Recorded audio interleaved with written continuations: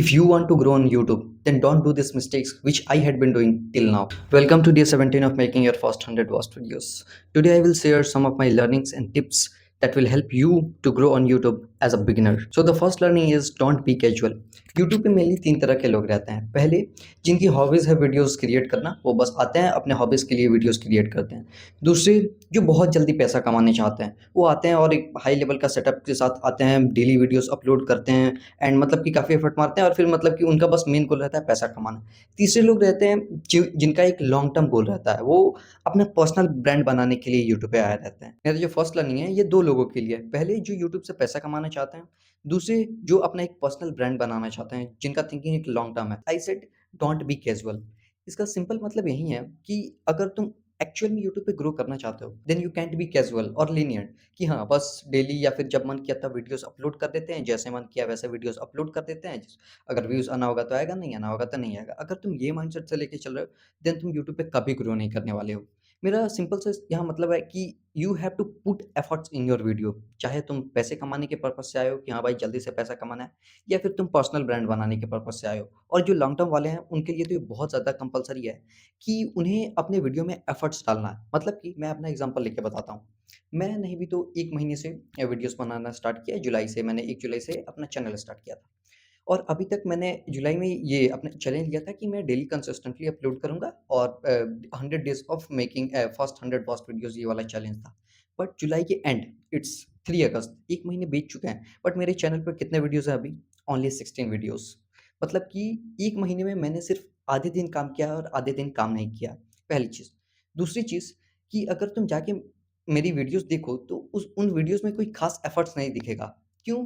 क्योंकि होता क्या था कि मैं बस कैजुअली ले लिया था, बहुत लीनिएंट था वीडियो बनाने को लेके। मैं एक्चुअली एफर्ट्स नहीं पुट कर रहा था अपने वीडियो में। बस डेली रात को कैसे भी करके मैं अपना वीडियोज़ बना रहा था और कुछ नहीं। मतलब कि पूरे दिन ये सब काम करना और रात को जाकर मैं कैसे भी 5 मिनट, 10 मिनट वीडियो के सामने जो मन में आ रहा है वही बोल दे रहा हूँ। तो मतलब कि उसके पीछे कोई एफर्ट्स नहीं होता था, कोई मेहनत नहीं होता था, कोई रिसर्च नहीं होता था।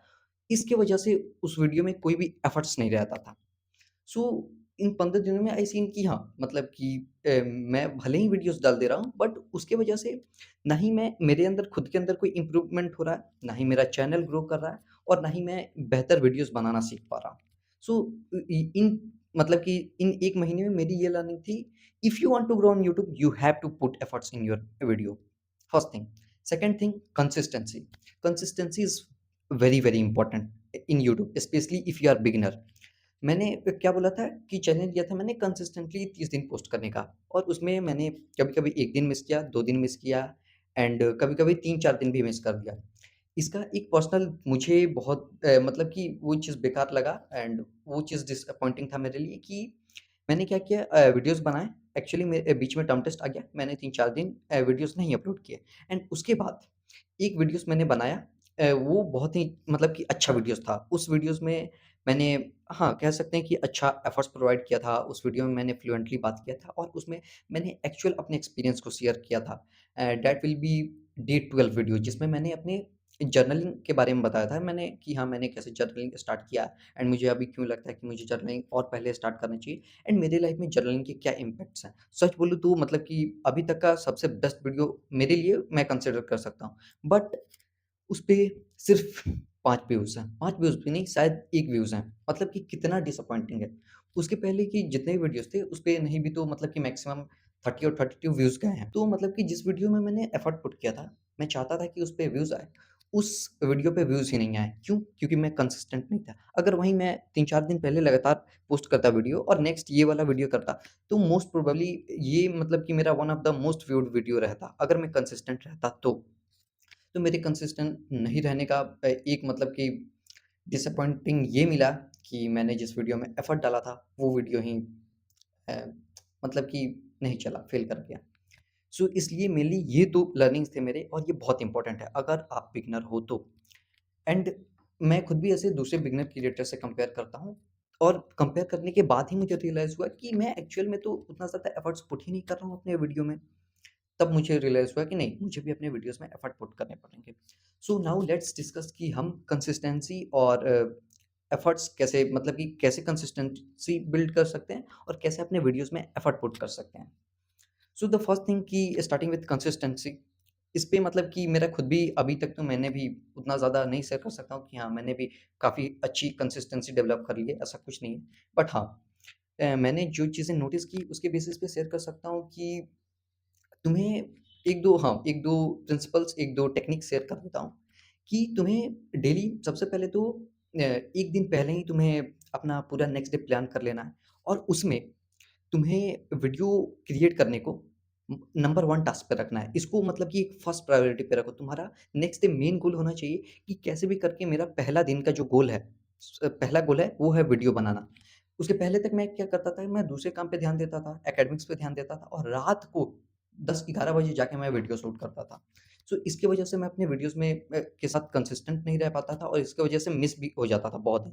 तो तुम्हें सबसे पहले तो डेली प्लान करना है और अपने ये वीडियो बनाने को डेली एक मतलब कि इसको प्रायोरिटी लेवल पे रखना है। ओके, सेकंड थिंग इज़ कि तुम्हें अपने वीडियो में एफर्ट्स कैसे पुट करना है, ये वाला पार्ट बहुत ज़्यादा इम्पोर्टेंट है। इसके लिए अ, आई विल से कि तुम्हें अपने वीडियोज़ के ऊपर काम करना पड़ेगा। मतलब कि तुम्हें शुरू से लेके अंत तक काम करना पड़ेगा। तुम्हें सबसे पहले ये थोड़ा अनकन्वेंशनल टेक्निक हो सकता है। हाँ, मैं व ये चीज़ें नहीं शेयर करूँगा कि हाँ, चैट जीपीटी से आइडिया लिखवा लो, एक बढ़िया आइडिया लिखवा लो, एक बढ़िया कैमरा ले लो, एक बढ़िया सेटअप प्रिपेयर कर लो, 4-5 या एक सीन के 10-10, 20-20 टेक्स लो, तब जाके तुम्हारे वीडियोज़ पे एफर्ट्स दिखेगा। नहीं, I will share some unconventional ways जो अदर यूट्यूबर्स तुम्हें नहीं बताएँगे। बिकॉज़ आई वांट कि तुम नेचुरली खुद के अंदर क्रिएटिविटी डेवलप करो और उसकी वजह से तुम्हारे अंदर नेचुरली अच्छे-अच्छे वीडियोज़ के आइडियाज़ आएँ एंड मतलब कि तुम नेचुरली एक अच्छा वीडियो क्रिएट कर पाओ। धीरे-धीरे तुम डे बाय डे करके इम्प्रूव कर पाओ।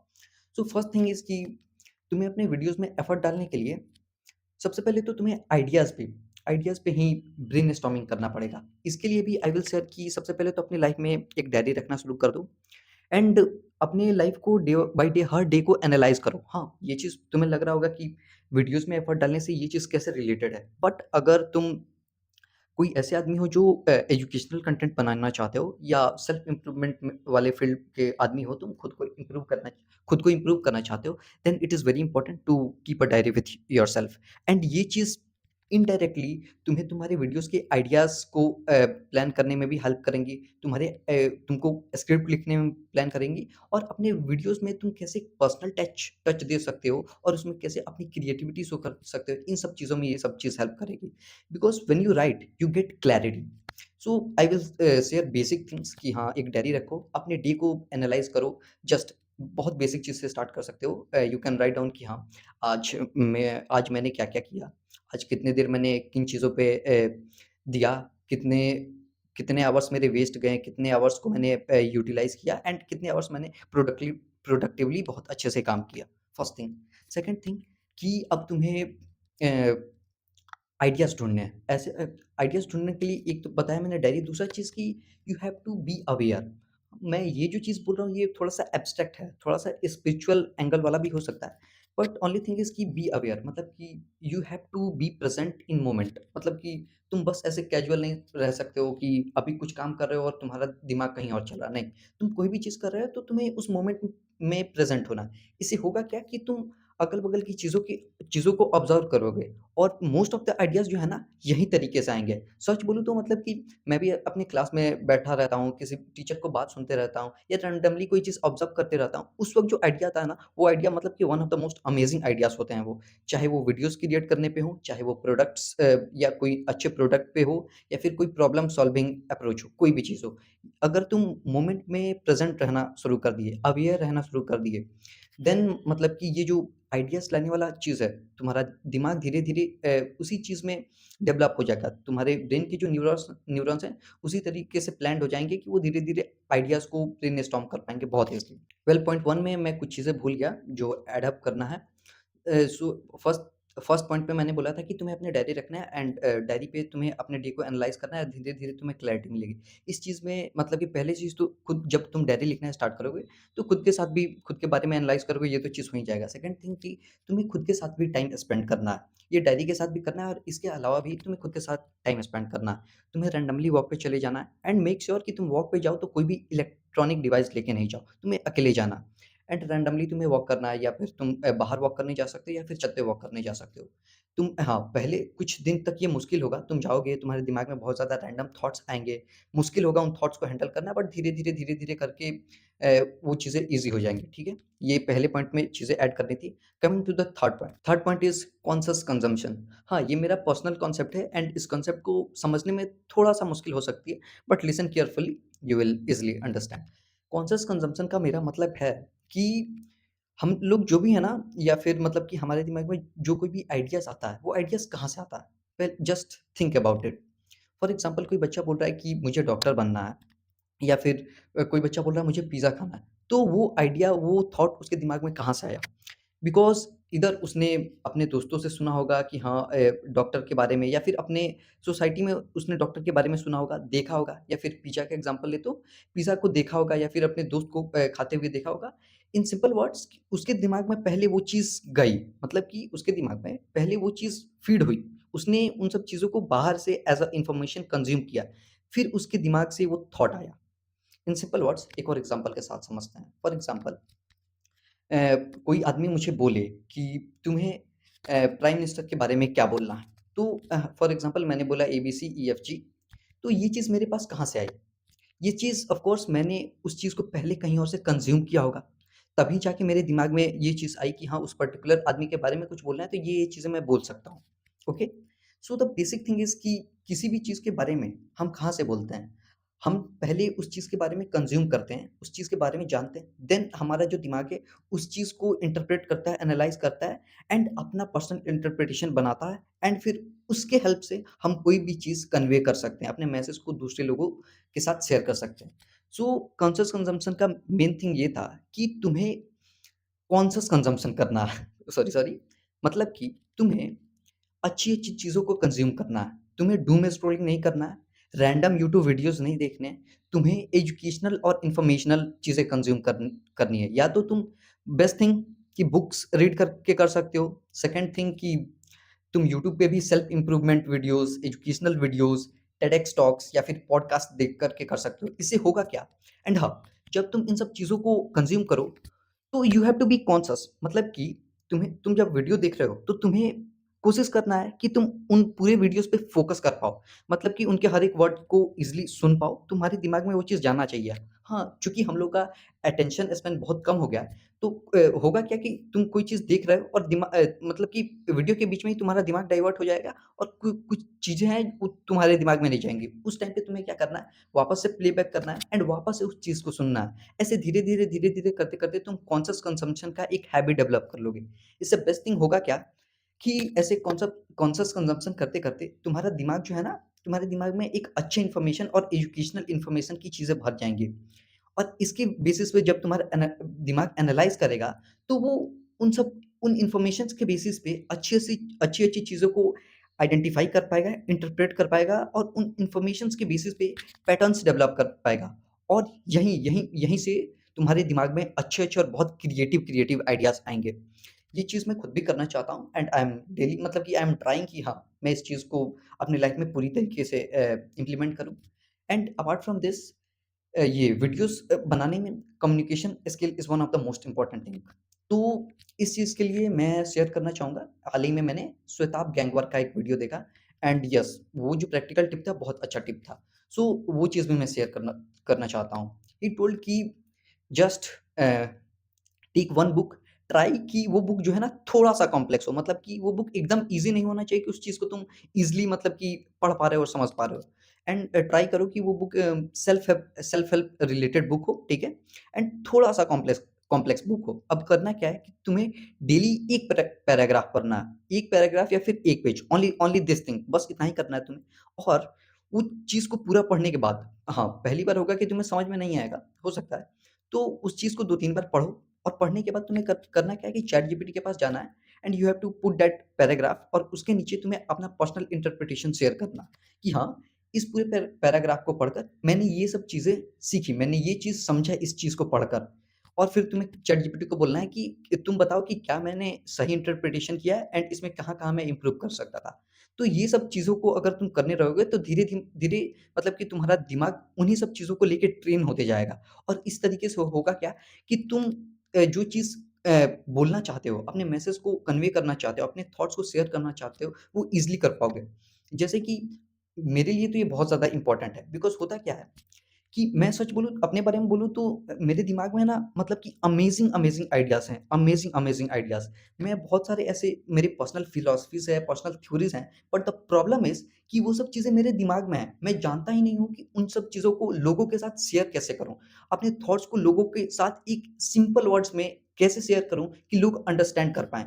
इवन मतलब कि कभी-कल होता है कि अपने दोस्तों को मैं बेसिक कांसेप्ट भी समझाने चाहता हूँ, तो उन लोगों को मैं इस तरीके से समझा देता हूँ ना कि वो और ज़्यादा कन्फ्यूज़ हो जाते हैं। हाँ, ये चीज़ मतलब कि मैं समझाना चाहता हूँ, लेकिन मैं उस चीज़ को इतना ज़्यादा कॉम्प्लेक्स कर देता हूँ, इतने अलग-अलग पॉइंट ऑफ व्यू से वो एक चीज़ को दिखा देता हूँ कि वो और ज़्यादा कन्फ्यूज़ हो जाता है।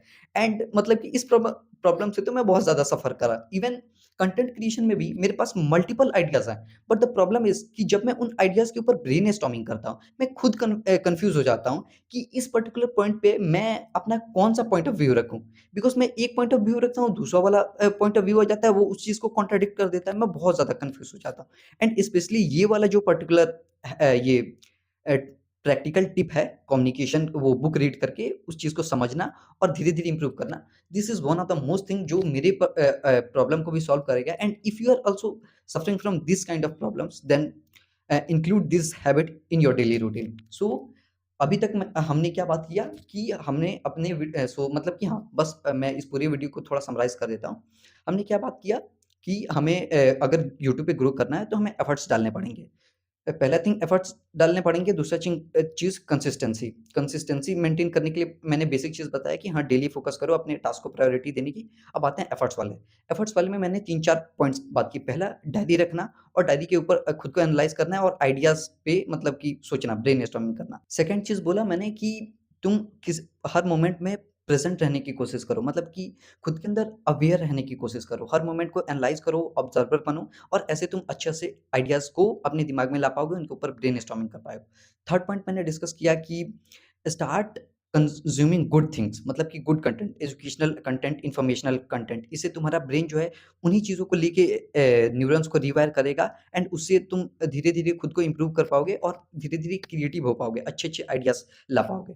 फोर्थ थिंग मैंने प्रैक्टिकल टिप शेयर की कि एक बुक बुक लो, पैराग्राफ को पढ़ो एंड उसके उसके ऊपर अपना मैसेज तुमने क्या अंडरस्टैंड किया वो चीज़ को लिखो, चैटजीपीटी को दो और उस चीज़ को एनालाइज़ करो एंड खुद को इम्प्रूव करो। So this was all for today. I will recommend कि इसमें से एटलीस्ट 2 हैबिट्स आप अपने डेली रूटीन में जल्दी से जल्दी इंक्लूड कर लो। नंबर 1 तो मतलब कि मस्ट है, आप अपने लाइफ में एक डायरी रखना एकदम कंपल्सरी कर लो। इससे होगा क्या कि आप खुद को भी समझ पाओगे, स्पेशली अगर आप एक सेल्फ डेवलपमेंट वाली जर्नी के आदमी हो तो।